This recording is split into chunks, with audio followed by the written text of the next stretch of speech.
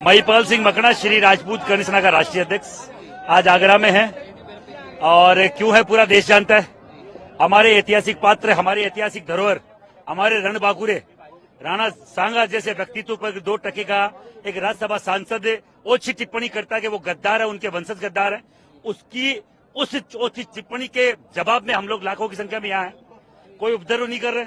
लोग बता रहे पुलिस से डंडे खरीदे, हेलमेट खरीदे, आर्मेड खरीदे, कोई जरूरत नहीं है। आज तक करणी सेना पे या किसी भी राजपूत संस्था पे हमारे साथ कभी आज तक लाठीचार्ज नहीं हुआ। 19 साल हो गए सीरियसली ये समाज सेवा करते हुए, समाज सेवी के हिसाब से और एक सामाजिक कार्यकर्ता के हिसाब से किसी माई के लाल में आज तक दम नहीं कि हम पे लाठी चला ले। हम लोग शांति से, किसी को कोई नहीं बोल रहे। यहाँ से 15-20 किलोमीटर दूर है रामजी लाल घर, यहाँ से पैदल भी नहीं जा पाएंगे और हमें जाना भी नहीं है। क्यों माफी मांगाए? मांगे तो मांगे, अगले का मुंह फाड़ के माफी थोड़ी मंगाई जाती है। मांगे तो मांगे, नहीं मांगे पर उसको किसी माफी के लायक छोड़ेंगे नहीं। ये राजपूत का वादा है, ये क्षत्रिय का वादा, पूरे देश का क्षत्रिय है।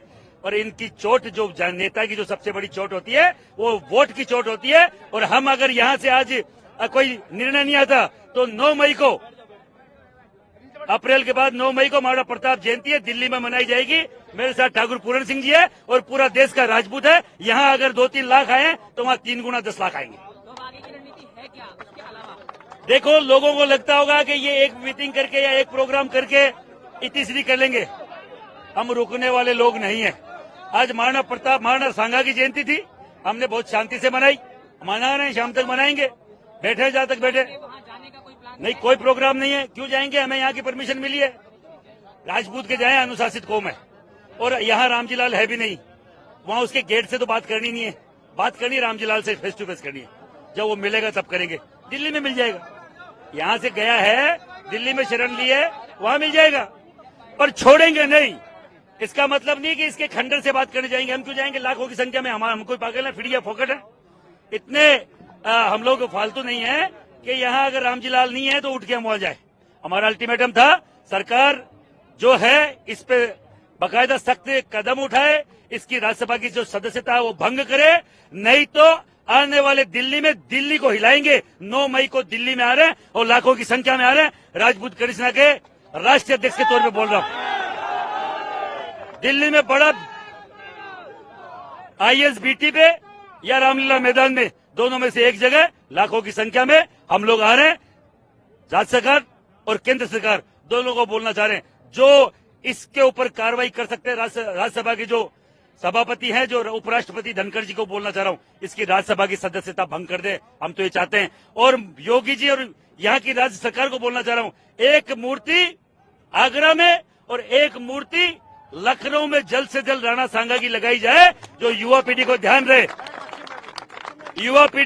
रहे, कि राणा सांगा का कितना बलिदान इस देश के लिए था। रण कुछ नहीं है, न नीति है, न रण है। आज हमारे महापुरुष की जयंती है, उसे मनाने के लिए आए और ये बिल्कुल ईमानदारी से हम लोग शांतिपूर्ण तरीके से जयंती मनाएंगे, क्योंकि आज हमारे महापुरुष का जन्मदिन है।